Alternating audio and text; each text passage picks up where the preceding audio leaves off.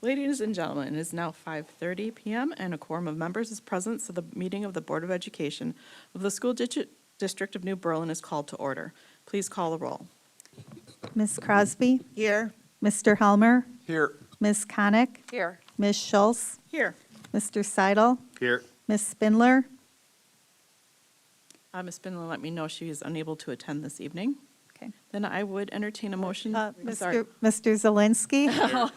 Sorry, one more.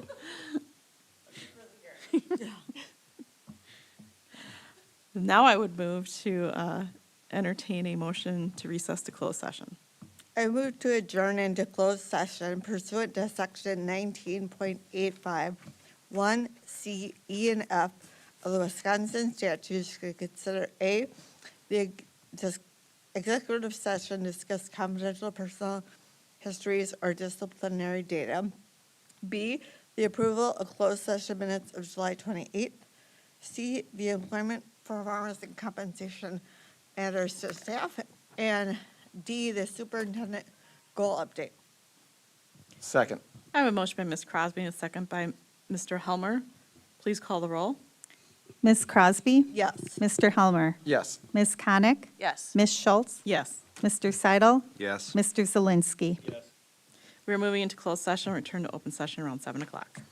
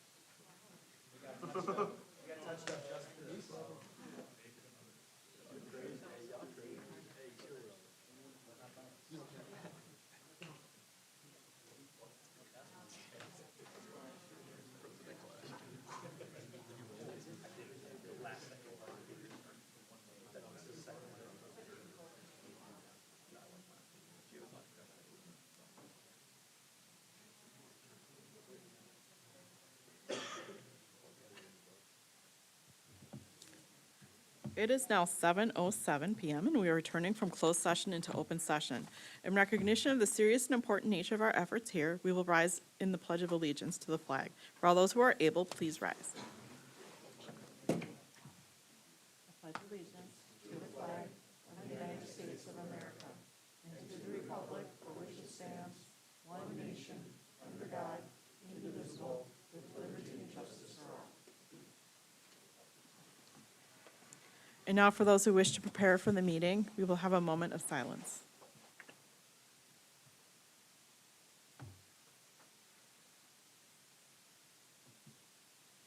This is a public meeting of the Board of Education. Prior to this meeting, notice was given to the public last Friday by providing the agenda to the city library. The agenda was also posted on the district website. A copy of the agenda was forwarded to the Journal Sentinel, the Waukesha Freeman, the Waukesha Now, all of which have filed requests for all public notices. We'll begin this evening with recognitions. Yeah, I'd like to introduce our Athletics and Activities Director from Eisenhower, Kevin Fitzgerald, to introduce our coaches and athletic student success that have been highlighted from last spring. Yeah, thank you, Mr. Garza. And thank you to the Board of Education, and thank you for District Administration for having us out today and recognize the success that we had for these outstanding student athletes that are standing behind me and some of those that aren't able to make it today. Although we do have successful programs all year round, fall, winter, and spring, spring has kind of been our jam the last several years. Long postseason runs, a lot of conference championships, state tournament, qualifying student athletes, all those types of things. So spring has really been a busy one for our student athletes and myself in a really, really good way. Another thing about today, and another cool thing about today is that the 3 programs being recognized here today are all led by head coaches that are actually in our building here at Eisenhower. So that's also been a great trend to see over the last several years. I'm going to start with boys tennis. We had 6 state qualifiers for boys tennis. You can see on the screen in front of you. And they just won their 5th straight conference championship this last spring. So an incredible achievement by that program. Between our girls and our boys tennis programs, conference pretty much runs through New Berlin Eisenhower for the last decade or so. This year, 2 of our top doubles programs and 2 of our top singles players earned trips to the WIA state tournament. The #1 doubles team of seniors Vishal Luthra and Luke Yoon, both seniors, had an overall record of 20-3, and they qualified for the state tournament for the 2nd year after being sectional runners-up. Doubles team of Ami Scott and Arian Yoshi had an overall record of 19-3 and qualified for the state tournament after they were sectional runners-up at their sectional meet as well. And then at #1 singles, Tommy Heinrich, who had an overall record of 19-8, earned his first trip to the state tournament. And also at #1 singles, Aiden Metcalf earned his first trip to the state tournament after winning the sectional championship at #2 singles. Unfortunately, none of our state qualifiers are able to be here. They're all out of town. But head coach Mark Loomer, like I mentioned, is a staff member in our building, is here, and he wants to come up here and say a few words about the program. Absolutely, I am. So, Mr. Mark Loomer. Obviously, former student, former player, current player, obviously. But again, I joined as an assistant coach 4 years ago, just with the hope of keeping our program going, keeping it strong. And I had the benefit 4 years ago of having some incredible freshmen come on up. And, you know, on that screen, 3 of those 4 doubles players came on as freshmen, stayed with the program all the way through. And again, they were incredible kids, incredible players. They made it to state. This is the most number of players we've ever had at state for boys or I believe girls. But if not, I mean, it's an accomplishment that really goes to them. I'm just here for the ride. I have an assistant coach. I was an assistant coach for 3 years, and this was my first year as head coach. Again, it's just, you know, again, allowing these kids a chance to play tennis and compete at this level is just an honor and a joy, and I wouldn't have anything different. That is all I really have to say. 2 of those singles players are sophomores, so I'm hoping that they'll be going back to state this next year. All right, thank you. Thank you.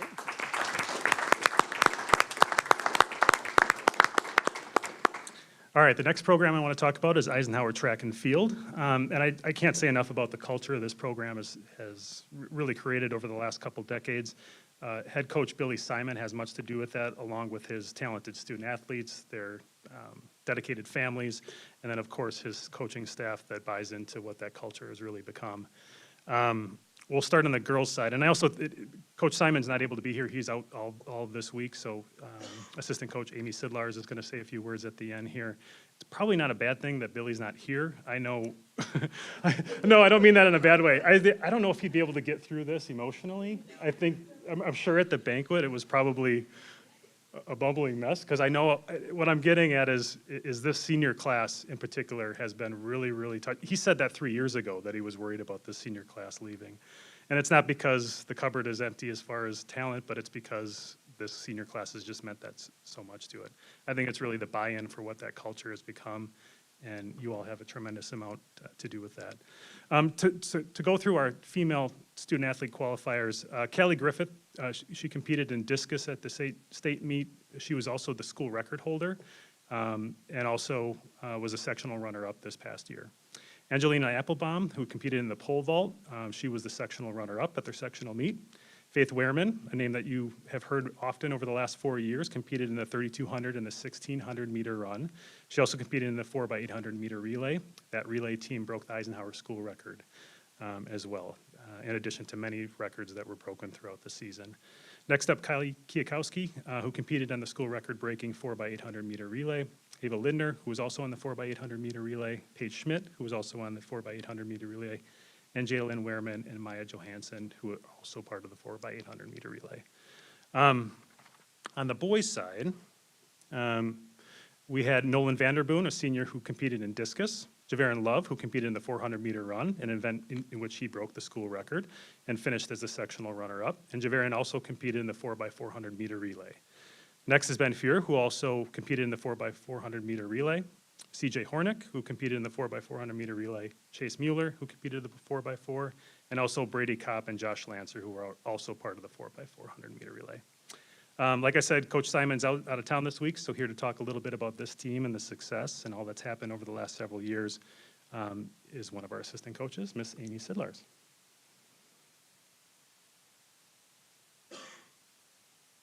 Hi there, thank you for having me.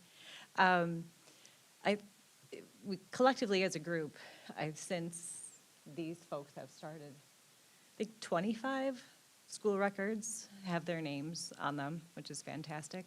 And I know the two that remain, Javarin and Paige, owner of 5 records, owner of another 5 records. So I'm also considering that we run in the hallways in March and safely, right, and in all sorts of gear outside when we have to go out. I think it speaks a lot to what we all put together.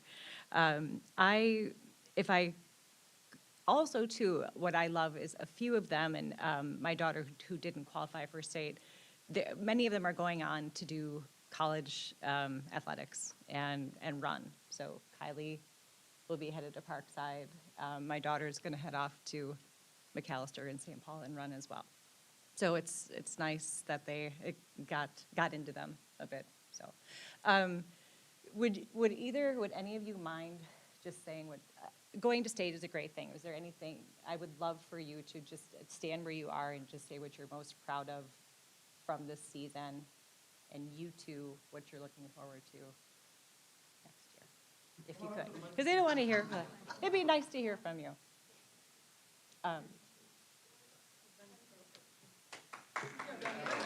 Thank you, Ben. Hi, everybody. My name is Ben Shearer, and I think the thing that I was most proud about this season was being able to celebrate and go through it with our family that we have on the track and field team, because I think we're a very intertwined group of people, and I think the collective support through everybody throughout the season really made it so much more special. Thank you.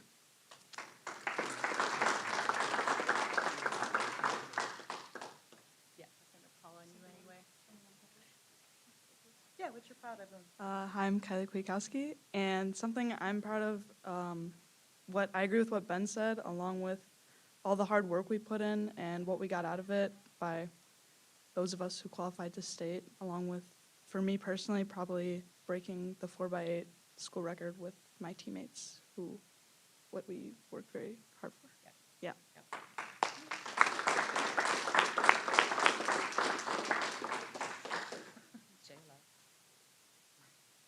Hi, my name's Javaren, and one thing or a couple of things I'm looking forward to in the next year for my track would be probably, hopefully breaking a couple more school records on the indoor side in the 200-meter dash, and then hopefully winning state in the 400 this time instead of runner-up Well, runner-up by. by a little bit.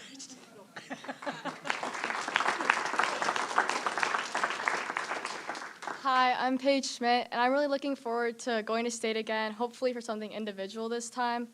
And just like seeing how far the team has come and just like to keep improving and keep getting better through my next 3 years with the team.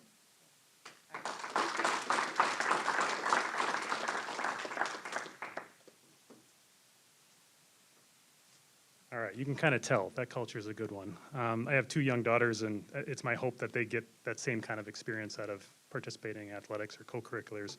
It's just something you want your children to be a part of with both track and cross country. Last but not least, Eisenhower baseball team for making school history, not only for qualifying for the state tournament for only the 2nd time in school history, but for winning the school's first ever state title. All right, yeah. That's probably the last time I get to lug that thing around before it has its final resting place by the upper gym. I'm going to let Coach Joe Dathy introduce the team and talk a little bit more about their magical run. They had a pretty cool experience last week when they got honored by the Brewers on the field prior to Friday's baseball game. And so here to talk about the season is Coach Joe Dathy, who I'll have you know, about an hour before the state champion, you remember this? Hour before the state championship game, he comes over to me all straight face and goes, I'm probably going to resign after this game, knowing like the bar was set pretty high, because this is his first year coaching. So it's only going this way? All right, head coach Joe Dathy.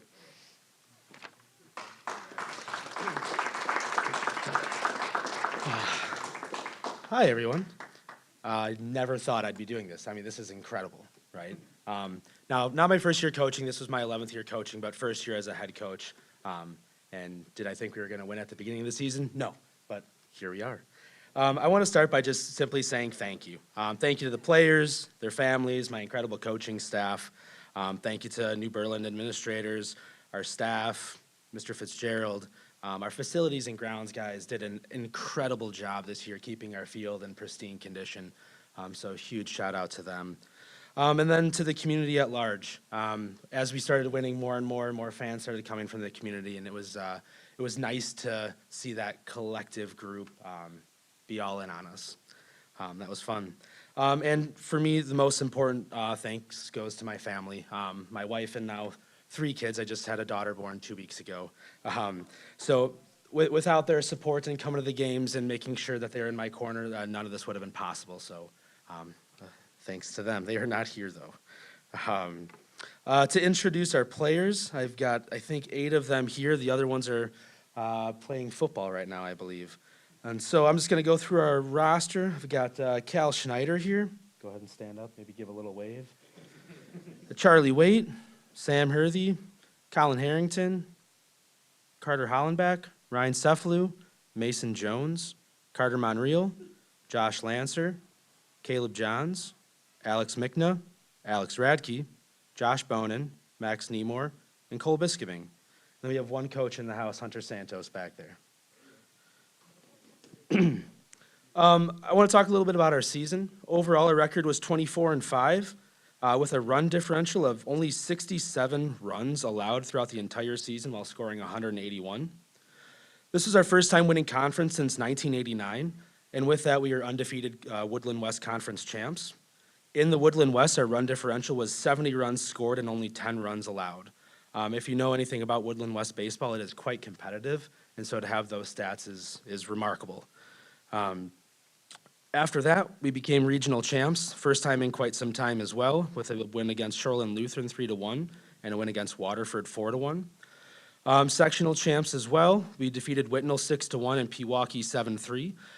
Whitnall and Pewaukee are probably besides New Berlin West, are our 2 biggest rivals So to get those guys in sectionals was pretty awesome.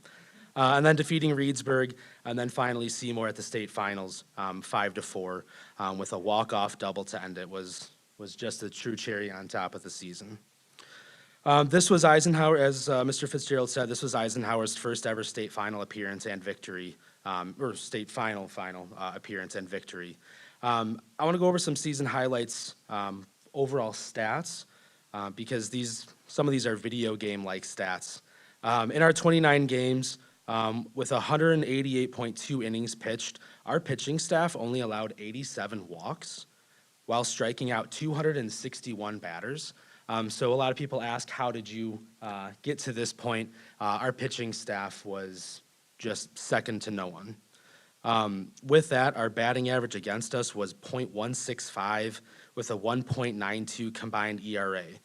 Just those numbers are just remarkable. On the offensive side, we batted .308 as a team, which is very good, and then with a .433 on base percentage, which means 43.3% of the time, who's ever up gets on base, which generates our offense, which scores a lot of runs. And because of those numbers, we were able to win all those games.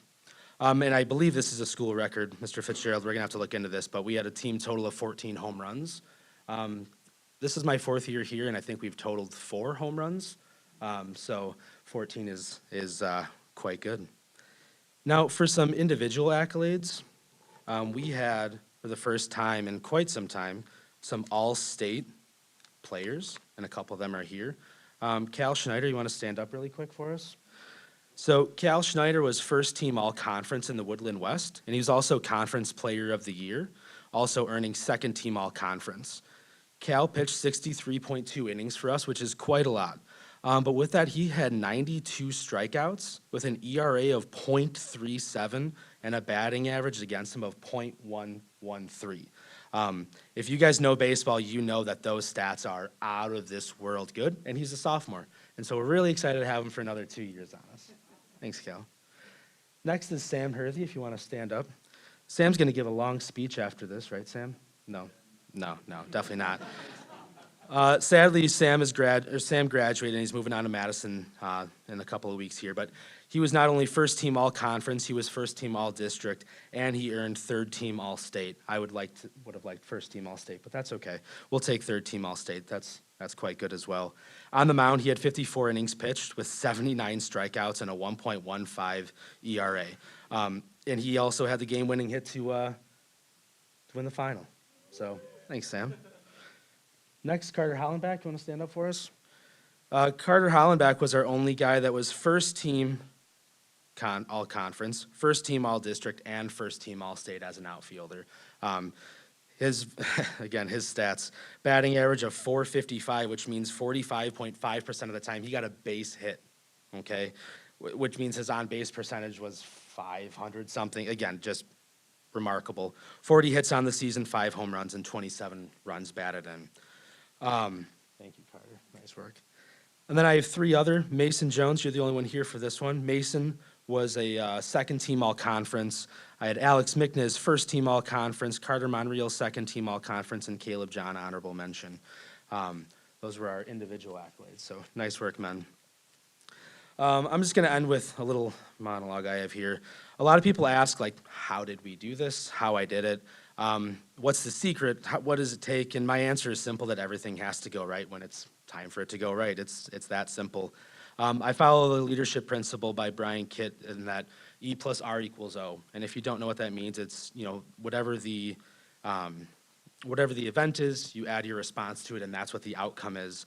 And throughout the entire season, that's what the formula was for our boys. Is we can't control what the event is that's put in front of us. The only thing that we can control is how we respond to every single situation, and that's the only way that we can influence the outcome that we want. And so this group worked hard and overcame a lot of adversity throughout the entire season, and were able to control their responses so that we were able to get the outcome that we wanted. So I thank you all for making this season enjoyable. Nice work, guys. That's all I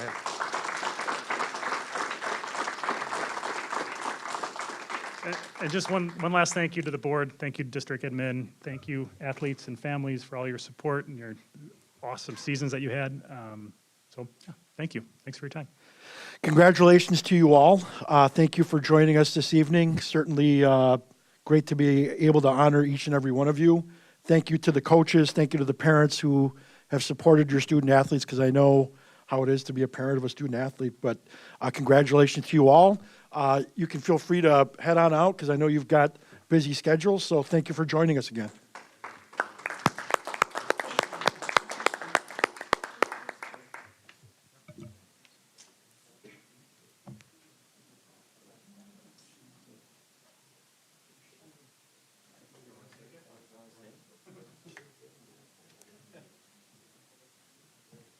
All right, we have privilege of the floor. Do we have any this evening? No. All right. I don't have a message this evening, so we'll move on to the administrative team report. Yeah, the only message I wanted to share was to let families in our community know that we are certainly all thinking of them with the recent storms that we experienced here in New Berlin, throughout Waukesha County, and throughout southeastern Wisconsin. I know some of you on the board have personally been impacted by the storms, and I'm sure several of our staff along the way have been, our families and their students. We're certainly thinking about them, certainly wish them all the best, and hoping we can recover as best that we can. So thank you. Thank you. On to the consent agenda, which contains the notice, the approval of minutes of the board meeting on July 28th, and approval of minutes of the board meeting work session on July 28th. Do I have well, actually, are there any items that should be pulled out for separate consideration? Then do I have a motion for the consent agenda? Motion to approve. Second. I have a motion by Mr. Seidel and a second by Mr. Helmer to approve the consent agenda as presented. Any discussion? And hearing none, all those in favor, raise your right hand. Motion passes. On to our regular agenda. So no action. We have a first read on the semi-annual Neola update 34-2. Yeah, because the law and regulations are ever-changing, the board's policy manual should be updated on a regular basis to remain legally compliant. Neola has identified these 16 policies which are in need of revisions as part of their 34-2 update. Attaches an overview of the policy revisions which are up for approval, not tonight, along with the individual policies with markups indicating recommended revisions. We are now on an appropriate cadence with Neola. I think last year was the first year we were able to kind of get lockstep with them, so we are on top of things as it relates to our board policies. If you have any suggested recommendations for changes or just general feedback, please provide that to me or Ann as soon as possible so that we can either go back to Neola, discuss any comments, questions, concerns, and or our legal counsel as well, so that we're prepared for the next board meeting in a timely manner. Okay, so if there's no questions right now, we'll go to the next one, which is another first read, policies affected by compliance officer changes. So because we had a change in staff employee at the Director of Employment Services level, we then have to update all of our policies so that Scott Garner is now noted and not Nicole Jones is noted as our compliance officer. Our second compliance officer relates to personnel matters. And so all of those policies, again, we worked with Neola just to make sure that A, they were updated, and then B, that we were in compliance. We spoke to them last week. These were all the policies that are impacted as a result of that one specific change. Again, not seeking approval tonight, but we will be seeking approval at the next meeting. Okay. And then another first read, a couple of new human resource policies. Yeah, so we, in looking to make some adjustments in how we address things moving forward within our HR department, we spoke to Neola. This was something that actually was requested by Amy Crosby at a previous conversation. And so we are, in talking to John with Neola, these were two policies that we believed was something that would be appropriate based on the question and or our response to Amy's suggestion. Again, these were drafted in support with Neola, and then also reviewed by the district's legal counsel. Again, we are not seeking approval tonight, but we will be seeking approval at the next board meeting as well. If no questions, then we have our action on items discussed in closed session. I move to approve the employee services report as presented. I have a motion by Ms. Crosby and a second by Mr. Zelinski to approve the employee services report as presented. All those in favor, raise your right hand. Motion passes. Then we have our future meetings and dates. We have our board meetings held here on the second and fourth Mondays, beginning at 7:00 p.m. and in conference room E here. August 25th is the next meeting, then we have one September 8th and another, actually September 22nd then is the budget hearing and the annual meeting. Other important date events is September 2nd is the first day of school. And don't go anywhere, we're going to adjourn, but we're going to then have our we'll have our work session. So, but do I have a motion to adjourn this meeting? Motion to adjourn. Second. I have a motion by Mr. Seidel and a second by Mr. Helmer to adjourn. All those in favor, raise your right hand. Motion passes. This meeting is adjourned. I don't know if anybody needs a quick break before we move into the work session. Otherwise, we'll go straight into the work session. Okay, we'll do that. So, got to start this again. Ladies and gentlemen, it is now. Sorry, did you need a break? I'm sorry. No, I thought we were going to the other room. No, sorry, it's not, it's closed. It's not a closed session, it's just a work session. Yeah, it's an open work session. Ladies and gentlemen, it is now 7:34, and a quorum member is present, so the meeting of the Board of Education of the School District of New Berlin is called to order. Please call the roll.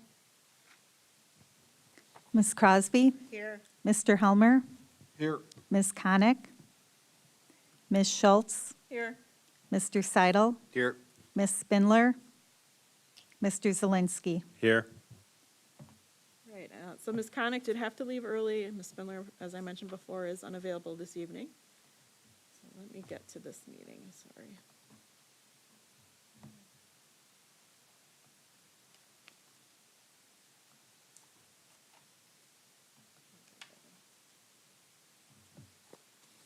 All right, do we have the slides up?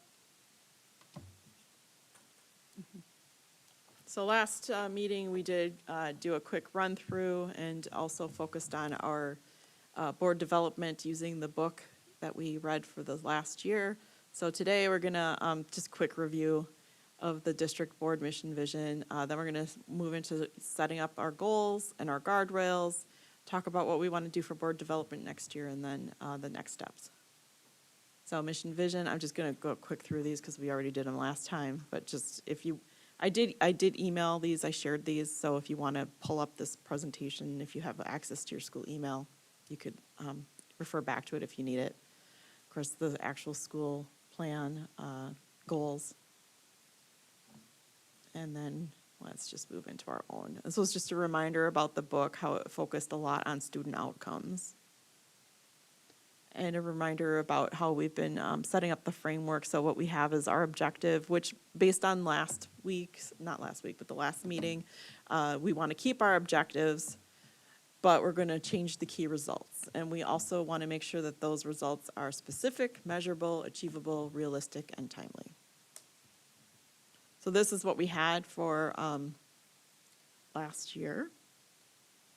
And I think, sorry, I think I must have updated it really quick between you giving it and I did have the chart in here. I'm sorry, what? Oh, yeah, can you?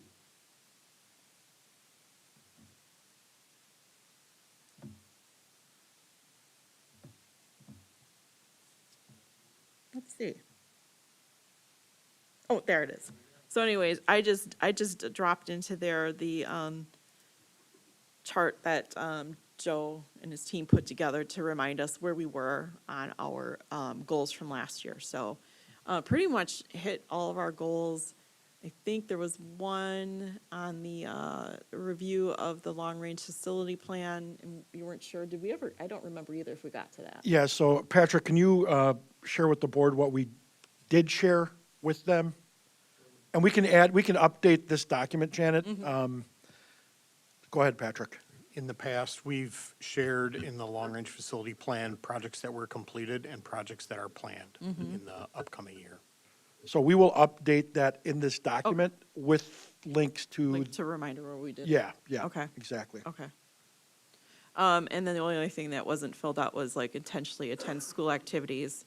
I know a lot of us have done more so this year than others. I think everybody did something with the Education Foundation at some point this year.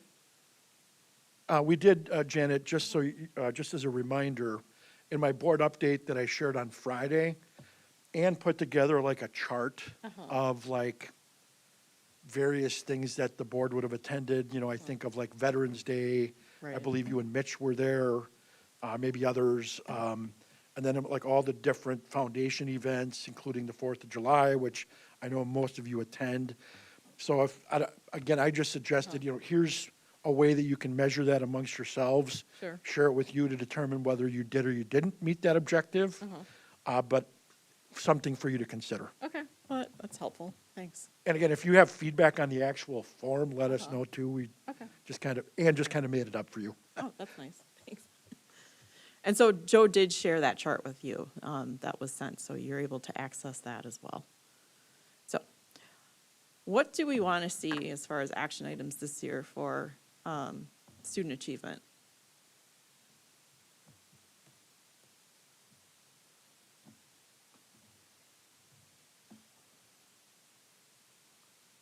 I do have something that Allison shared with me, so maybe that'll jumpstart some discussion.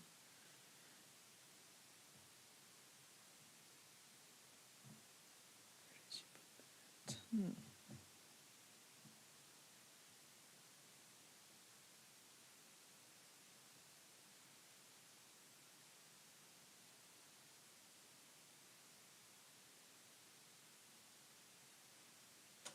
Here it is.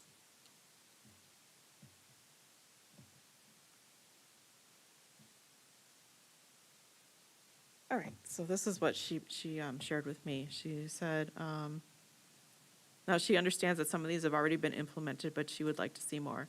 Increase high school students' career readiness and life skills by expanding access to internships, job shadowing opportunities, and career exploration programs through new and existing partnerships with local businesses and trades, and integrate financial literacy and essential life skills into career readiness courses.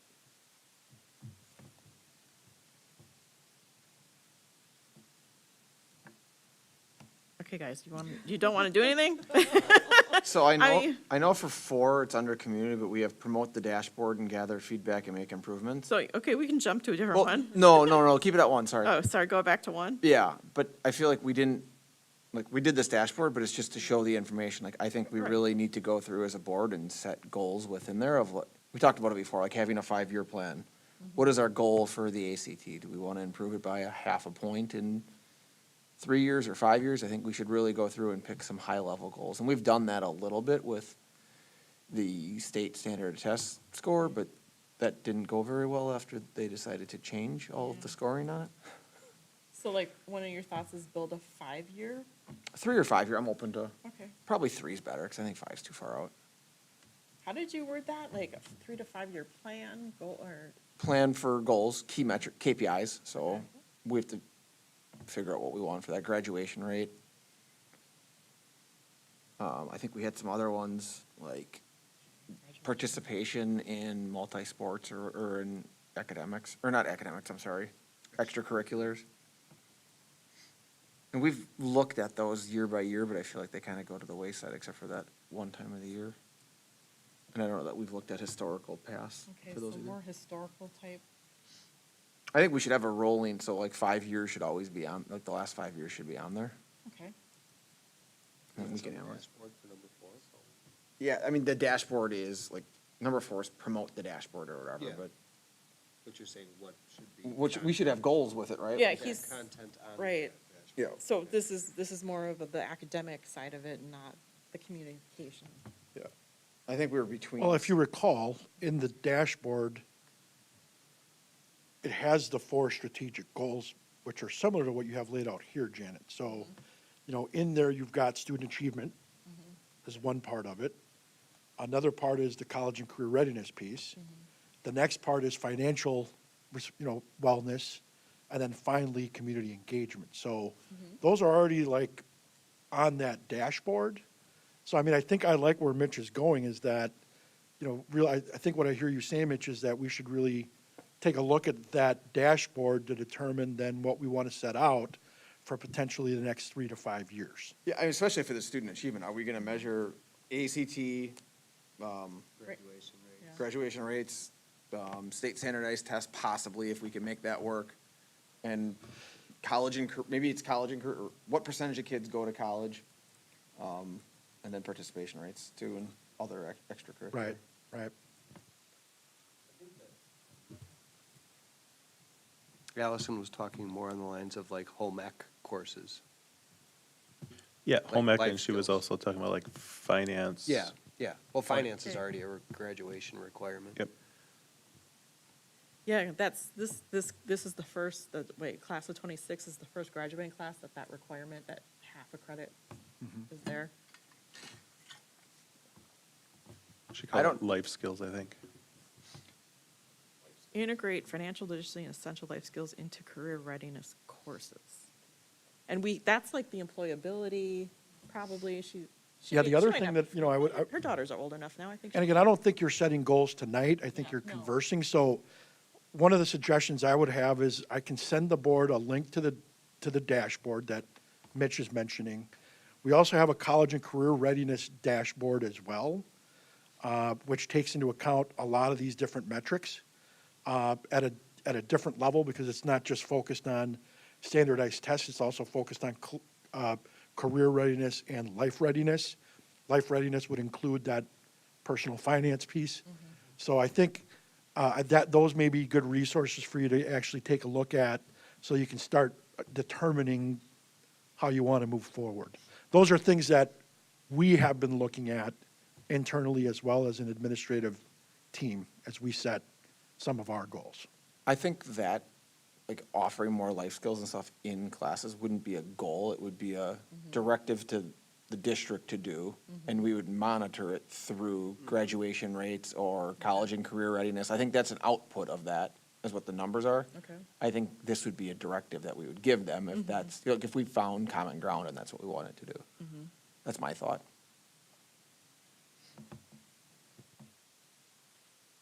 Does the district track how many is job shadowing, that's something that's offered, right? Okay. Yes. Do you track, So, that's okay? yeah, Do you I mean- track how many students do that per year? So we actually have a pamphlet that we share with our students as part, and also have in our academic and career plan that Ann helped us develop several years back. There's different levels of workforce and employability skills. Job shadowing would probably be like the least intrusive, because you're really just going to check things out, all the way to an apprenticeship. Or you're taking credits at WCTC, focused on, say, the fire academy. So, I mean, we have those different layers and we have the data for that. All of those things funnel into our CCR dashboard, our college career and life readiness dashboard.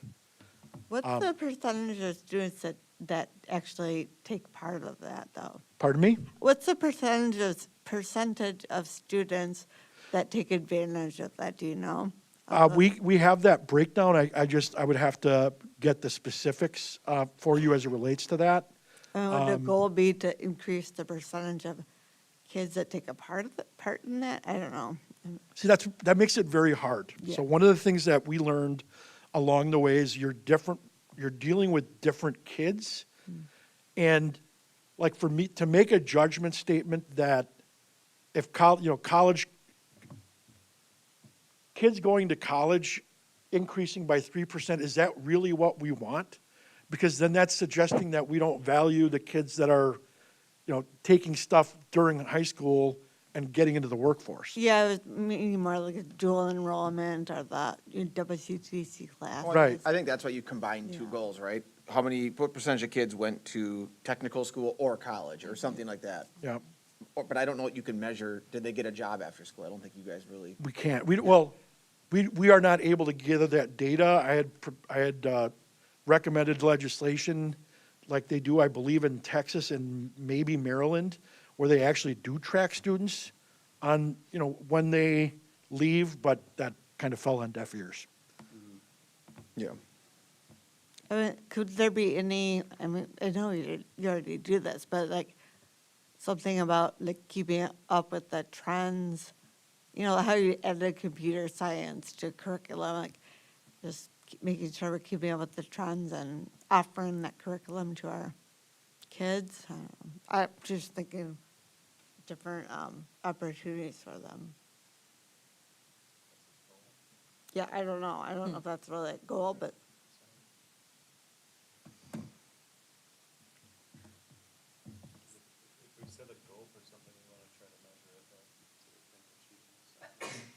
Bless you. Yeah. I liked everything that was, I think, I don't remember who sent it to me, but that Will scorecard had a lot of good information in there that I think we should Oh, yeah. target, track. I know that not all of that specifically, but the ACT, math, ELA, and Yep. absenteeism, all that stuff is stuff that we should not only have in our 1 year, but as Mitch said, 5-year plan.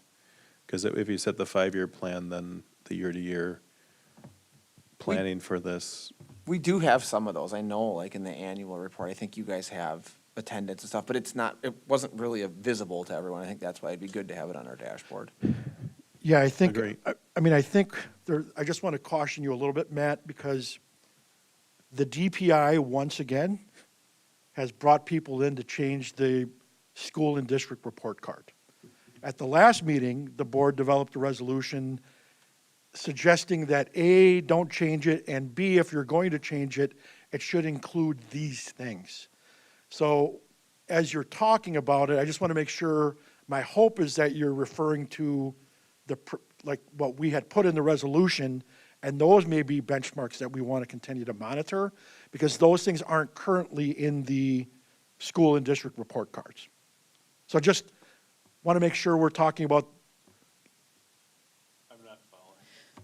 The issue is because the DPI is changing the way it's mostly the tests are. It's how the test is scored, and they've rewritten the test. It's really hard to compare today's data to 3 years ago already. And so the problem is if we want to like have this, some sort of a tracking, you want to see improvement year after year, well, they got to stop messing with the test because it's not really comparing apples to apples. And so we might look as if maybe we had a bad year, but maybe the test wasn't, on the other hand, it's probably going to make us look better than we actually should be. So are we truly jumping ahead? So that's the issue right now with using the DPI report cards. And that's what Will uses, because Will does take what DPI gives and puts it into there. But Will is trying to help explain, how it's not quite a good comparison over year. But we could still use it. Yeah. I mean, as that changes and they screw with it, you can still use it as comparing ourselves to all the other districts in the state. So like, what did we score on math across our district and compare that to everyone else in the district? Because although the test isn't accurate or they made it softer or more difficult, you can still use that as a relative comparison. It's not perfect. And you lose the longitudinal piece of it, but. And I think when we worked through my goals, like we were able to share a document last year that shared how we compared by grade level, by Waukesha County school, on whether we closed the gap or the gap actually grew Right. in comparison. I thought that was a really good way to measure that. Again, that's, unfortunately, I can't share that with you yet because we don't have access to other districts' data. But back to Mitch's point, that would show within that chart whether or not we are moving in the right direction or not, comparatively. So, but I mean, again, I guess that's another good data piece that you're suggesting, Matt, that we use. The stuff that Will has put together in that, I don't know what they call it, dashboard or. Well, I think we can keep this basic and just keep it as updating goals, and then I think Joe's goals essentially would go on there, right? Yeah, because I decided to pull back to what we did last year, and I think maybe our action item really wouldn't change very much. We were going to continue to support the superintendent teaching his academic goals. And so that's, his goals are really going to be our goals. And we need to work on that yet, because we don't have, obviously, we don't have the other schools' data yet. But we could, like we've been talking about, work into it what we, I mean, like, for, looking at more of a longer type of goal possibly to work up to. yeah, I mean, I think that's a good idea. And then Janet, like the third one, so rather than AP classes for this year, we focus on some of these college level, like presenting to you the career readiness stuff that we're doing and the life readiness stuff that we're doing is what I'm hearing. Yeah, okay.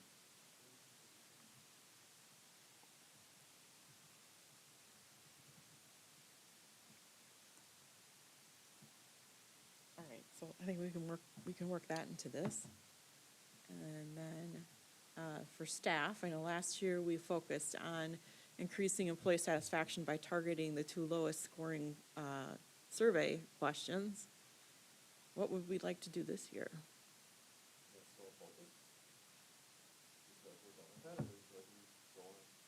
What was the actual? So we did actually accomplish this based on, so we met with the personnel committee last fall to determine which were the lowest areas that and the ones that we wanted to focus on. One was recognition, and I can't think of the second one.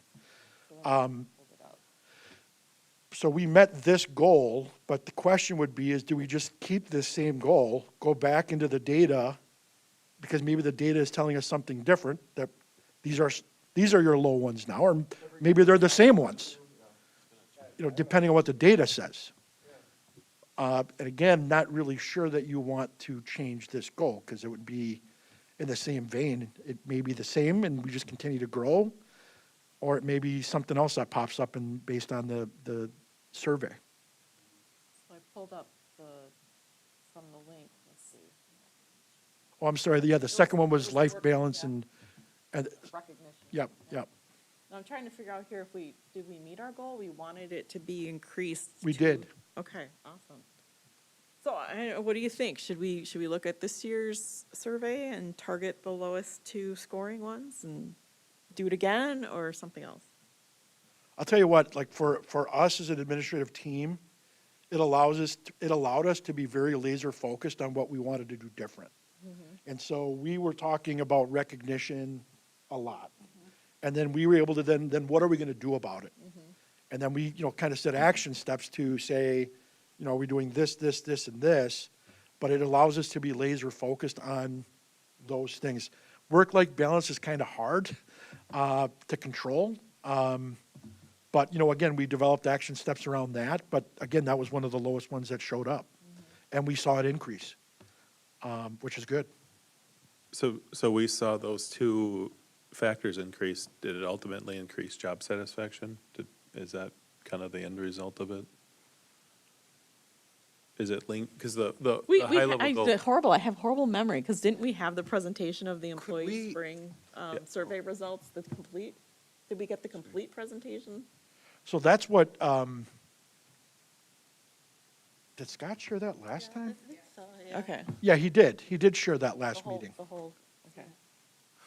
I mean, to your specific question, Matt, I'm just saying, if that's working, I mean, ultimately what we're trying to do is drive job satisfaction as an attractive employer, right? If targeting laser focused on 2 things is working, I'm okay with continuing that. I mean, I guess we took a leap last year, just assuming that the lowest ones are going to make, those are the ones that you really want to target to get better at. We did get better at that. The impact overall, I'm not quite sure, If it was actually. better than the year before? Well, Yeah. it's more retention probably because employee satisfaction, you don't always get the honest answer, right? People kind of show that by whether they stay or they leave in some cases. Well, see, the thing is that we're trying, so if the ultimate measurement is employee retention, you still need to narrow it down to what can we do to increase employee retention. So what we decided to do was, okay, let's focus on the two lowest scoring things, and maybe that will increase employee retention. Well, So, but you make a good point, so I'm starting to think maybe we look at both. Okay, did increasing this score Causation increase versus this? correlation. You know, is it together? I mean, at the end of the day, we care about student outcomes more, like, every one of these goals is to drive student outcomes, right? Like, the less teachers we have to hire, the happier they are, the better they teach. Like, those are kind of the common correlations. On the other hand, you don't want to keep the teachers who are not producing. Yeah, but you so- want to hire better teachers. You do. then. You want to, so then the focus is the teachers who are really performing. So are we looking at overall retention, or are we going to just look at high-performing retention?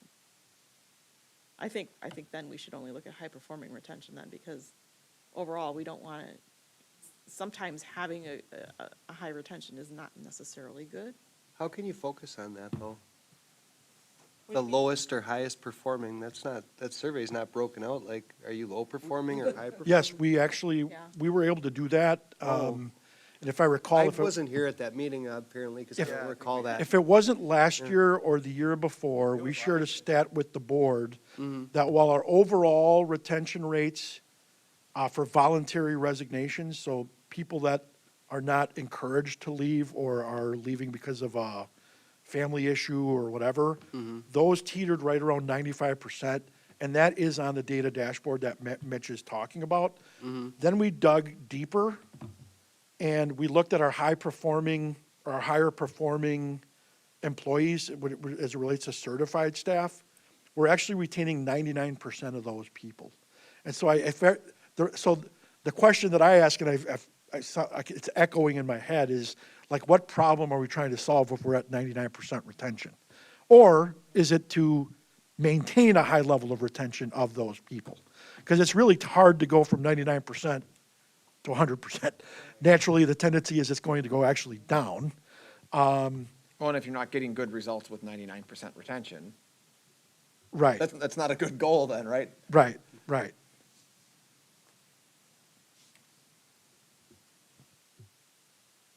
Do we want to look at another measurement of maybe when Maybe it we have comes to to brainstorm off hiring? this. Yeah. Like, what are we doing to attract then and hire? But I don't know how you would measure that. Maybe we have too many goals. Maybe we just go down to 3. What do you mean, get rid of the staff goal? We should always be focused on our staff. Yeah, there's gotta be something for staff. I mean, And the we'll one, keep it simple, and we'll do what we've been doing. Yeah. I mean, so like, back to Matt's point of like, are these sub-goals impacting the larger goal? The only one that I can go back to based off of Scott's presentation that Ann pulled up here for us, that he shared at the last board meeting, was that we dropped, so in 22, 23, and again, I don't know if this is what you're trying to get at, but percentage of certified staff intending to stay 3+ years. From 2022 to 2023, we went from 76 down to 66%. This year, it jumped up back to 76%. Now, is it because we changed our recognition practices? Is it because we worked on work-life balance practices? It's hard for me to make that correlation.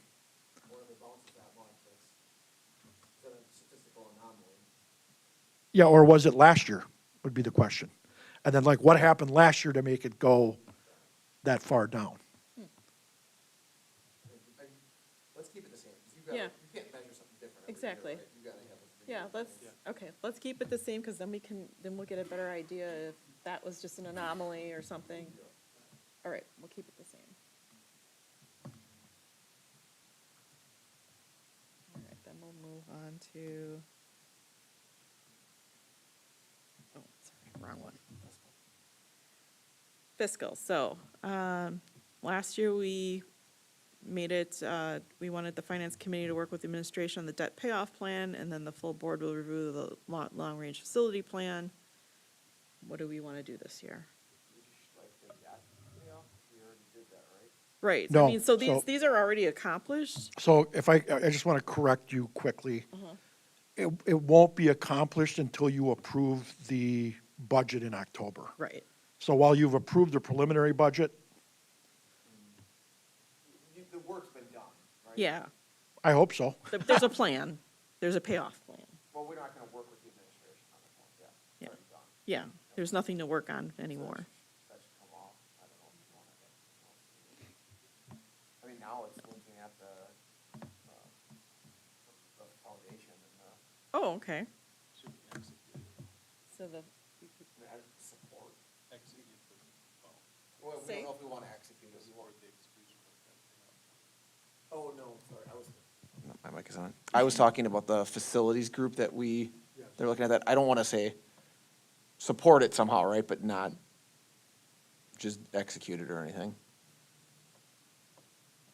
And that could also go, like, I was thinking about your goals over the course of the last couple of weeks, and that could also be a community goal, too. Because if you look at the community goal last year, it was seeing through that task force resolution on behalf of the board. Yeah. Um, That's not, well. So I'm not sure- fiscal either. Pardon me? I mean, the fiscal could be support. Which, again, you already are, because Are, yeah. you're verbally committed to that, but it's not to say that you, and again, we don't have the results of the wealth screen and the feasibility study yet, so I'd hate to have to overcommit to Yeah. anything. I would just depending strike on- the one and then just leave it. When are so, we expecting those? Actually, the next meeting. so you're saying the full board will review the long-range facility plan would be the only key item for this coming year? Nothing else finance-related?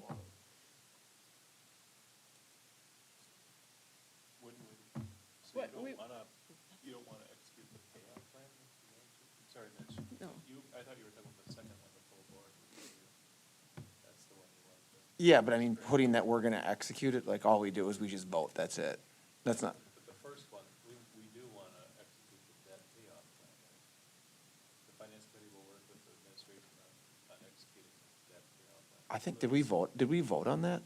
Joe just said we will be voting Voting on it then. So you did, we provided a presentation earlier this year. When you approved the preliminary budget, it was with the intent to do that payoff, but you're not officially doing that until October when you approve the original budget. So once we approve that budget, that's basically saying we're telling you, execute it. Correct. So I don't really think it's a goal anymore. It's a go do it kind of thing. Yeah. Because I know in the past, we've made, some big goals like, hey, put aside $1 million and freaked you out. So I'm looking, do we have something big like that, Shouldn't freak you out. Let's give you is, some let's go with the serious less goals. is more here in this case. You guys, it's too easy now. You know what? We need to go to the city and set them straight. No, I mean us. I'm sorry. Because we got this all straightened out. We need to go to the city and straighten it out. They don't want us. So with that study that we're doing for the facilities, particularly the sports facilities, I mean, we have to investigate that still. Is that a goal for next year? yeah, I do think it needs to belong either here or in the community section. So that's up to you to determine. Otherwise, this is blank. Well, We still got the long range yeah, plan. we can still work on the long-range facility plan. The other thing I Which thought sort about, of works into that because we're talking about, sport facilities as well. what about a presentation from the Education Foundation? Okay, let's do a comprehensive, since that came up. Of as what they've done community chat. since Yeah. inception Yeah, and kind because- of what their plan is for the future? And we are going to be reviewing the MOU MOU. at the So- next meeting. So let's. So I think that'd be good to have a Absolutely. presentation in Okay. February or Yeah. something like that, maybe. I mean, not obviously right around the corner, but Well, I mean, we would have all the data from this last year. Now, she did just present some of that, but then we do get a lot of, we raised $60,000 at the 4th of July event too, so. think it'd be, I mean, that's the softer side of like what it was, but I think it'd be good to have like, this is a kind of a spreadsheet of a ledger that this is the money we've spent, this is the money we've brought in, Yeah. this is the money we still have. Makes This is sense. what we plan on doing with it in the Right. next 3 years. And is that? We've only done these events in the past. We're gonna continue doing those events, but we're gonna add these 3 events, and we think we're gonna bring in another $60,000 or $100,000 or Right. whatever it is. I think keeping it, you can have the softer side, but also a facts and figures page that just lays. And Julie does a nice job of keeping that. Yeah. You know, for example, they've increased their classroom grants, they've increased their scholarships, they've, But see, we've heard that, but is it $2,000? Is it $50,000? Yep. I think that would Yeah. be a whole, here's grants, like just a line item of. Yep. what they've done. Exactly, yeah. so where, did you want that here or in the community piece? So is that a financial goal? That sounds like a community communication piece, though. No, I think it's for us, it's, Oh, we're, right? Oh, That's because- a fiscal piece, because an we're- extra we're- finance arm that we've had. that Right. Brings money into our district. so that's part of our accountability, I think so. keeping them accountable, okay. And it's sort of, It's a community piece. it too. is, because the community wants to know. Well, you could include it here on the fiscal, Do it both. and then we could do the long range, or I'm sorry, the task force stuff on the next one, on the community one. Because again, you have yet to see the feasibility study and the wealth screen, and then what are we gonna do with, like, what are we doing with that? Okay. So then you could, again, you'd have one Yeah. here, based off what you and Mitch were just mentioning for the foundation stuff, and then. Okay. And then the other thing could be to update the MOU with the foundation as well.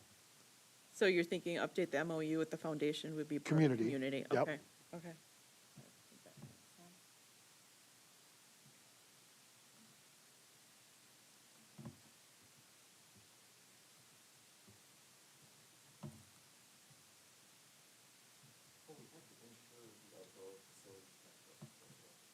No, those are last year's. I know, I thought, Yeah. that's what that was. No, this is 24, 25, so this is just reference what we did. The task force is done. Yeah, the and task now force. it's the- Now what are we gonna do, Okay. if anything? But this is where you want to add the dashboard 5 years. Okay, yeah. Update the dashboard We want does, the dashboard, so now it's updated.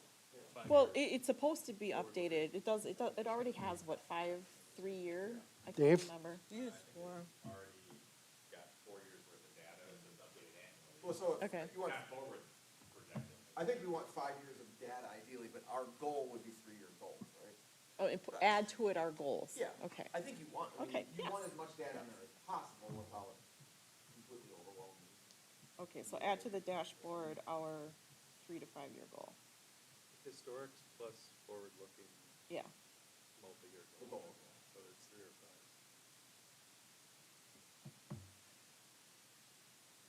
All right, so I put down, update the MOU with the foundation, add the dashboard, the 3 to 5 year goals, and then there was something with the facilities?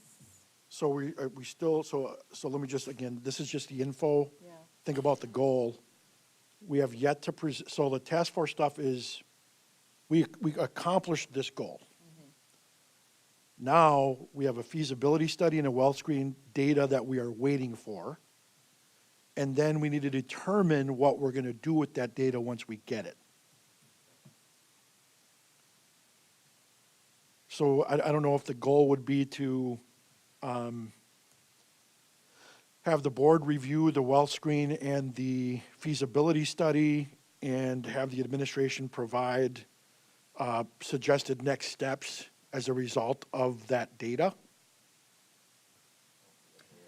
So, well, the funny thing, I was thinking that might sound more like it should be in the finance, because it's like, what are we gonna do with money? Like, how are we gonna get this, how are we gonna raise money? What are we gonna do with it? $2 million Right. to match whatever they have. The fiscal goal is to be good stewards of the money, so that's Right. why I kept saying, it probably Okay. should be in the fiscal. Community side of it, Right, we're obviously asking for community donations, and that's why it could fit in this yeah. side of it, but because it's being good stewards of money, I think it falls more on fiscal. Yeah, I do too.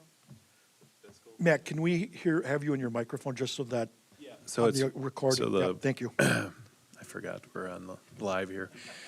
I feel it should be a fiscal goal because our fiscal goal is to be good stewards of money, whereas the community goal, it could fit here because we're asking the community possibly to donate as part of this, and community engagement, but I think for the board, it's making a good decision with that money and spending it Yeah. correctly and wisely. I agree. I would put it over there instead. Plus, we don't have much there. We don't have much meat there right now.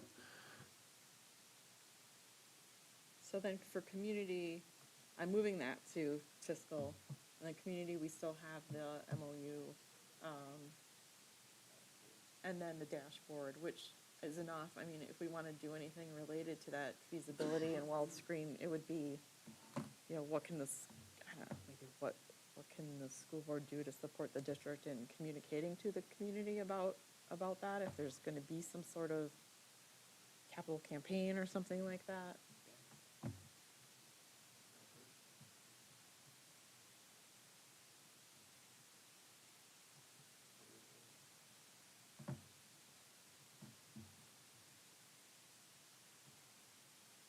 I think we have pretty much to work with. I still want to keep that last one as well, the Oh, yeah, school- we should school always try activities, to yeah. attend stuff. I will keep that in there as well. participate. Yep. Then we have our guardrails. These are the guardrails we set last year. I did get some feedback on one of them.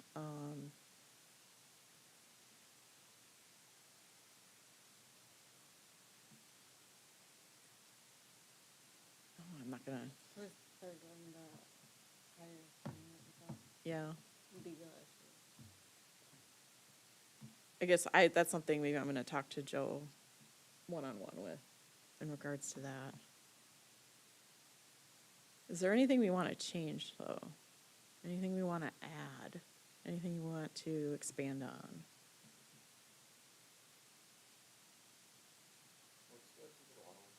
Yeah. Okay, then we'll keep those. No changes. I'll make note of that. Then what would we like to do for our own selves as far as development? Do we want to read another book? Do we want to do a workshop, bring somebody in? I know one year we did Robert's Rules. We did a little like intermediate. Got a little deeper into Robert's Rules. Anything else? We could have like Patrick give us like a 101 in school finance, something, I don't know, help us understand better. I'd like to hear what the staff might think about this one. What do you think we need to learn? Huh? Oh, boy. It's an open-ended Is question. this on? What do you Nope. want to teach us? I do think,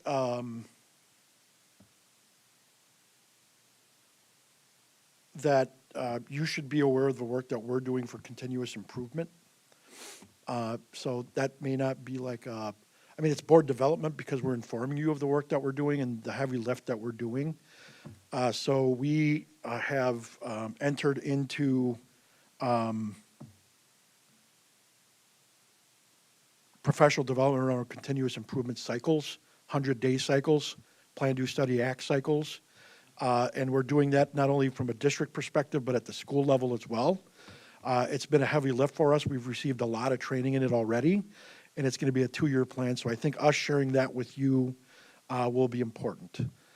The other question I would have, and I don't know, in my opinion, it's board development, but like Patrick and I work in a silo. And, now like we're thinking about the plan, the bridge to 2030 when most all of the debt falls off. Patrick and I and the team have had conversations of what's on the horizon. Now, is this part of the facilities plan? Kind of, but not, it's not always about facilities either. So for example, one of the things that we've been charged by the board annually, and now we actually had a brief conversation around this at the last meeting, is how are we keeping up with employee pay to be competitive? And so we have not had a conversation with the board on what do you envision 2030 looking like once we get to that point? And then what information do you need from us in order for you to start, making these longer-term decisions? So, for example, we have a plan for facilities. I think we're going to be okay for the next 10 years. But, you need to know there are, like Ronald Reagan is going to be 25 years old in 5 years. It's not going to be the new school anymore. Elmwood's going to be, however many years, and so, and again, we've got roofing plans, asphalt plans, and so on. But, Orchard Lane and Poplar Creek are getting old. What is the board thinking about that? And so I just, I guess it's development in that way of like, we now see the light at the end of the tunnel as it relates to this debt. This is all very good, but beyond that, what are thoughts that you might have? And then again, sharing with you the work that we're doing through SAIL. And I would actually have somebody come in and speak to the board about the work that we're doing. SAIL, and we're doing it through Joe Schrader. He's a former colleague of mine. He was a superintendent in Muskego, works for WASDA, so that's my membership organization, and they've got a continuous improvement model that they use, and they're seeing positive results with, that I do think you should be aware of the work that we're doing as it relates to that. Agree. I think everything you've talked about right now are things that the board probably should be involved with, learn about. I guess when I was thinking of development is something for us to improve our functioning as a board more so, like the book we read. One thing to do is go to like all the schools is one of them that one we go get used to the facilities and what needs to be replaced. That was Well- one of our developments. Oh, that was a community goal. Last year was the first year we did like a personal, professional type development. No, I'm thinking more like the time we brought in the attorney to teach us about Robert's rules, to get to the next level. Or like the book we read this past year, my one thought was that other book was storytelling with data, I think Amy had recommended, something like that. Okay, yeah. I think more something about, that's just how to present the data, but Mhm. understanding data, how it applies to like education. Like there's some books on like the data-driven school or something. Oh, okay. Something about the data, because we're getting so much data. Now, like, Right. what are the best ways to interpret the data? I guess if we can find a good book Yeah. that, The other thing you may want to consider doing is, yeah, exactly. we have a working relationship with CISA, and they provide professional development as relates to that too. Okay. So it may not be a book, it could literally be a workshop or two. Yeah, that'd be good, yeah. Because we actually brought in CISA to meet with our administrators to interpret data, Yeah. and they did a really nice job of that for us. Okay. Could you get us a quote on what that would cost for someone to come to the board meeting and do a workshop for us? Yeah, I don't know that it actually cost us anything, so just because we are part of CISA. Well, you might as well take advantage of that. Yeah, so, but I guess I would like to discuss with you, Janet, Okay. et al., further about specifically what you want, and then I can just go to them and say, this is what we want, we assume it's no charge. Okay. So what are you thinking specifically, just, what kind of school data? Like, I just, more on, we have all this data from, school, but how do you use that to better, student, how as a board do we use that to guide our decisions? to make sense, but, you know. And are you talking about like academic data or like incident data? There's or all this All the data, above? all the data. Okay, is that enough for you to go off of? I'll circle back. Okay, okay, I'll circle back. all right. That or how can we be a higher functioning board? I know that's kind of general, but there can be a lot of, there can be a lot of things do that. Well, if you can find anything and suggest it. You know, one of the things that we, Yeah, yeah. It could be part of the workshop, though. I'm sure they have tons of ideas. When you said the Vision 3030, or 2030, sorry, not 3030, 2030. Put us out there. Would we need to have some kind of debrief from the city of what the outlook of the city is for 5 years from now? so they currently do have a comprehensive plan, a 10-year plan.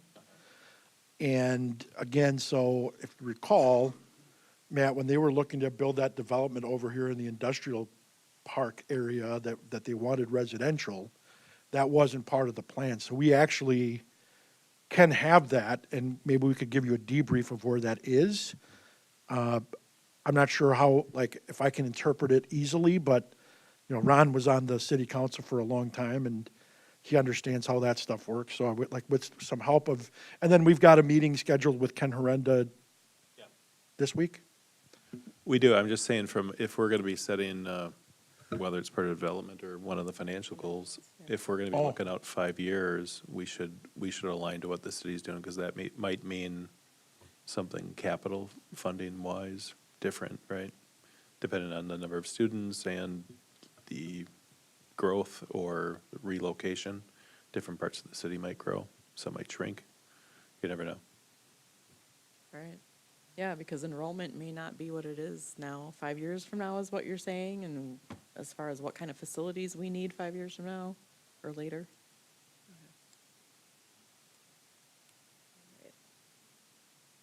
Anything else? So just kind of as a rule, anytime the comprehensive plan is updated, it requires a public hearing. You know, it was developed with a lot of neighborhood meetings and things like that. So if it's zoned industrial and they switch it to residential, it requires a public hearing and quite a few votes just to get it to amend the comprehensive plan.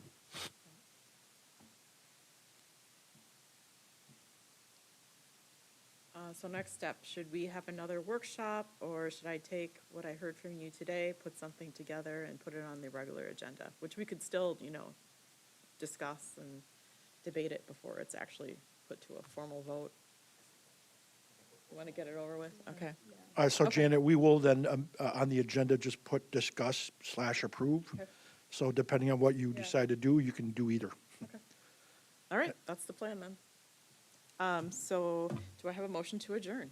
Motion. Second. I have a motion by Mr. Helmer, a second by Mr. Slidle to adjourn. All those in favor, raise your right hand. Motion passes. This meeting's adjourned. Thank you, everyone.